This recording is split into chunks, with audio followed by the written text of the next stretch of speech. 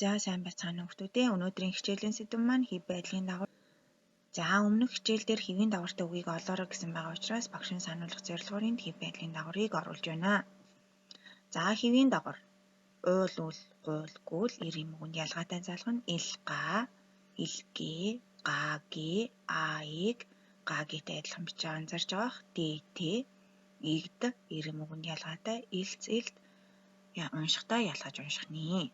За эдгээрийг утгаар нь эхний уул, илга, гааг бусдаар үлдвэл хэвийн дагавар гэж нэрлэдэг. Хоёр дахь нь үйлдэлдэх хэвийн дагавар, дээтэй, игд бусдын эрхэнд үйлдэгдэх хэвийн дагавар, илц хамтран үйлдэлдэх дагавар, илт харилцан үйлдэлцэх дагавар гэж утгаар нь нэрлэдэг. За байдлын дагавар чих, эсхий, эзнаа, цагаа, цэгээ гэсэн дагавар байдаг. За чих, чихийг олноор үлдэх байдлын дагавар, эсхий төр үлдэх байдлын дагавар, эзнаа эрчимтэй үлдэх байдлын дагавар, цагаа цэгээ бүр мөс үлдэх байдлын дагавар гэдгийг. За доор байгаа эдгээр үгсийг бүгдээрээ хуурахын тулд холбоо гишгийн дүрмээ эргэн санах ёстой. За эхний барь, мэд, хар, дар гэсэн үйл үндсүүд бол ихшгээр төгссөн үйл үндсүүд учраас ямар ч дагавар нөхцөлийг залгахдаа шууд залгана. За дараагийн гар, тул, нис, од гэсэн үйл үндсүүд бол ховлох үсгээр төгссөн үйл үндэс байгаа учраас холбоо гишгээ эргэн санаж нөхцлүүдээ залгана. За холбоо гишгийн дүрмээ эргэн санацгаая бүгдээрээ. За үйл үгийг төгсгөлөөр нь хоёр ангилдаг үндэсний бичигт. Нэгдүгээрт ихшгээр төгссөн үйл үг, хоёрдугаарт гээгүүлэгчээр төгссөн үйл. За гээгүүлэгчээр төгссөн үйл үгээ бид нар дэвсгэрлжээ гэж ойлгоод түүнийг дэвсгэр үсэг гэж нэрлэдэг. За дэвсгэр үсэг маань үгийн дунд болон гадагт ардаа ихшиггүй тохиолдож байгааг дэвсгэр үсэг гэдэг. За тэгвэл дэвсгэр үсгийн дотор нь хатуу дэвсгэр, зөөлөн дэвсгэр гэж хоёр ангилнаа. Багар сад гэхэд орж байгаа үсгүүдээр төгсснийг хатуу дэвсгэрээр төгссөн байна. Мандлан гэхэд орж байгаа үсгүүдээр төгсснийг зөөлөн дэвсгэрээр төгсөв гэж бид нар ялгадаг байгаа. За тэгвэл эдгээрээс навдар сал буюу эдгээр 6 нь хувилах үсэг бахнэ. Хувилагч үсэг гэж мөн нэрлэдэг. Яагаад эдгээрийг хувилагч үсэг гэж аамаа гэхээр ямар нэгэн давар нөхцөл залгахдаа үг маань үгийг хувиргаж байгаа учраас хувилагч үсэг гэж нэрлэдэг бахнэ. Эдгээр 6 гээгүүлэгчээр үйл үг төгсдөг бахнэ. За тэгвэл хувилагч үсгээр төгсөн үг нь хувилгагч үсгээр эхэлсэн. Үсгээр эхэлсэн гэдгийг сайтар анзаараарай хүүхдүүдээ. Давар нөхцөл залгахдаа гэдэс жиргэлнэ. За тэгвэл бид нар хувилгагч үсгээр эхэлсэн давар нөхцлөө ягаан молор гэж тогтоодог. Эдгээр гээгүүлэгчээр эхэлсэн нөхцөл давар залгахдаа гэдэс жиргэлнэ. За суруя, суруугсан, суруна, сурумой, суруула, сурурун. За эхнийх нь суруя гэдэг байгаа учраас гэдэс жиргэлсэн байна. За бүгд гэдэс жиргэлсэн байгаа анзаарж байгаа. За тэгвэл хувилагч үсгээр төгсөн үг нь эс хувилгагч үсгээр эхэлсэн давар нөхцөл залгахдаа шууд залгана гэсэн дүрм. Түүнийгээ бид нар эс хувилгагч үсгээр эхэлсэн давар нөхцлөө жиж бусад хот гэж тогтоодог байгаа. За тэгвэл сурчуу, сурбай, сурсугай, сурдаг, сурхуу, суртугай. За хувилагч үсэг гэдэг бол үйл үгийн төгсгөл, хувилгагч, эс хувилгагч нөхцөл гэдэг бол нөхцөлийн эхлэл гэдгийг сайтар анзаарч тогтоож аваарай хүүхдүүдээ. За одоо бүгдээрээ үсээ хэвийн байдлын дагавраараа үсээ хувиргаж үзье. За хэвийн дагавраар барь гэдэг үйл үгийг хувиргая. За энэ маань ихшгээр төгссөн үйл үг байна. За баригуул, баригдаа, барилцаа, барилдуу. За бусдыг яагаад залгаж болохгүй юм бэ гэхээр барилга гэд нэр өгөөсч учраас болохгүй энэ үйл үгийг хувиргах ёстой шүү дээ. За бариг гэж үг байхгүй. Бариа гэхээр нэр өгөөсэй байгаа учраас болохгүй бахнэ. За барь гэдэг үйл үндсээ байдлын дагавраараа бүгдээрээ хувиргаж үзье. За барьчих, барьсхий, барьзан, барьцагаа. За ихшгээр төгссөн үйл үндэс учраас ямар ч давар нөхцөлийг шууд залгана. Харин энэ үйл үндэс маань эр үг байгаа учраас эр үгэнд орох нөхцөл даврыг залгасан байгааг анзаарж байгаа хаа. Чих, цагаа цэгээ дээр ялгаатай юм тийм ээ. Тиймээс эсхий, занаа, зэнийг бол уншихтаа ялгана. За хоёр дахь үг нь мэд гэдэг үгийг хувиргая. Яагаад энэ үгийг хувиргаж байгаа юм гэхээр им үг байгаа учраас хувиргаж байгаа шүү багш нь. За мэдээ игүүл. За илга аыг залгаж болохгүй юм тий. Мэдлэг нэр үг үсээд байна. За мэдээ гэхээр нэр үг үсээд байгаа учраас болохгүй. Тийм учраас мэдээгдэ мэдэл Ц хоёрыг залгаж болж байна. За байдлын давраараа мэд гэдэг үйлдэлцээ хувиргаж үзье.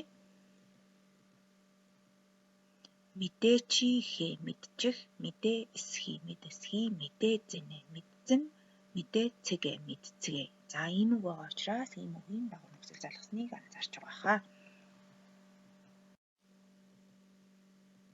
За 3 дахь үг нь дар гэдэг үгийг хувилгаж үзье. За яагаад энэ үгийг хувиргаж байгаа вэ гэхээр энэ үг маань өөрөө даруу гэд уу гişгээр төгсөн үйл үндэс байгаа учраас багш нь энийг хувиргаж байгаа шүү. Тэрнээс хэдэс жиргэлсэн гэж андуурч болохгүй бахны. За даруу гуйвал даруугдаа даруулцаа гэдэг энэ гурван нөхцлөөр хувирч болж энэ тусдаар нь хувиргахаар бодох нь болох байгаа учраас болохгүй нэ. За байдлын давраараа хувиргаж үзье. Даруучиха дарчих, даруусхи дарсхи, даруу зана дарзан, даруу цагаа дарцагаа. За үйл үгээ хувирглаа. Эрэг байгаа учраас эрүүгийн давар нөхцөл залгасан байгаа.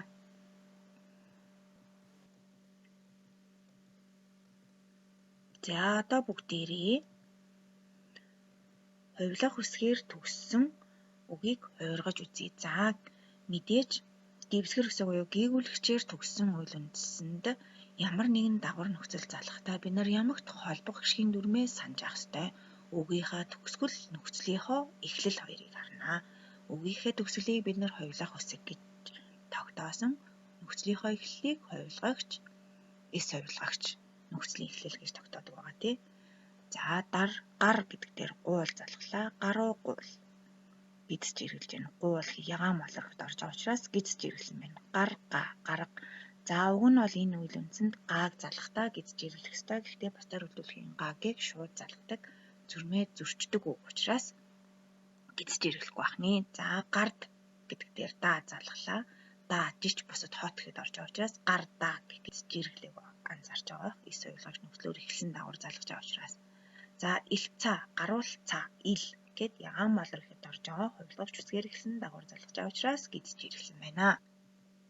За одоо энэ үгээ байдлынхаа нөхцлөөр хувиргаж үзье. За байдлын үгийнхаа төгсгөлийг харъя. Гар хувилах үсгээр төгссөн байна. Нөхцлийнхөө эхлэлүүдийг харъя. Чиха, эсхий, занаа, цагаа гэд нөхцлүүдийн маань эхлэл бүгд эс хувилгагч нөхцлүүдийн эхлэл буюу жиж бусад хот гэхэд орж байгаа үсгүүдээр эхэлсэн байгаа учраас бүгдийг шууд залгах ёстой. За харъя эхнээс нь гар, чиха, гарчих, чэ жиж бусад хот гэхэд орж байгаа учраас шууд залгана.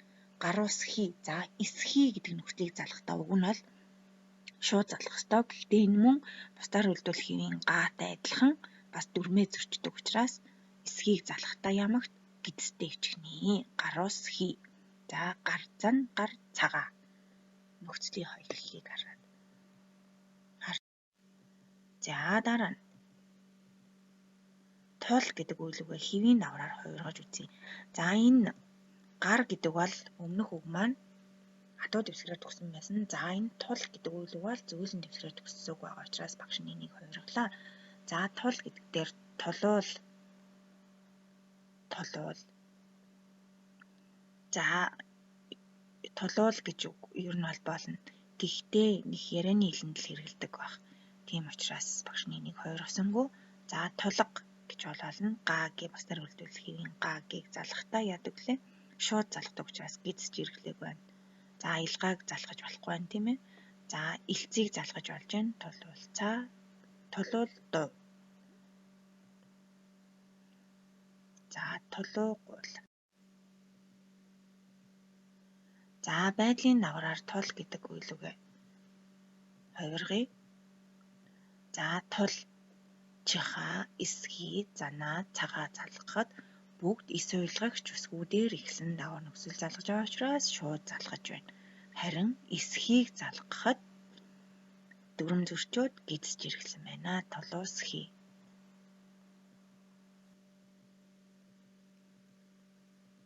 За од гэдэг үйл үндсийг бүгдээрээ хуургаж үзье. Эндээс од. За энэ үгийг яагаад авсан бэ гэхээр багш нь од гэд дэвсгэр дээгэр төгссөн үндс маань гидсэж ирэглээд ардаасаа нөхцөл авахаар хэвтээ дээ болдог. Хүүхдүүд энийг анзаарахгүй бичдэг учраас багш нь энийг оруулсан байгаа шүү. За энэ үг маань одвол гэдэг үг ерөнхийдөө ярианы хэлэнд байх бах. Бичгийн хэлэнд нэг байхгүй. Тэгээд энд багш нь бичлэгийн хэлбэрийг харуулахын тулд энд оруулсан байгаа шүү. За ил га илтийг бол залгахаар хараахан утхан тохирох байгаа учраас багш нь залгааг байгаа. Одолт гэдэг утхан тохиромж байгаа учраас.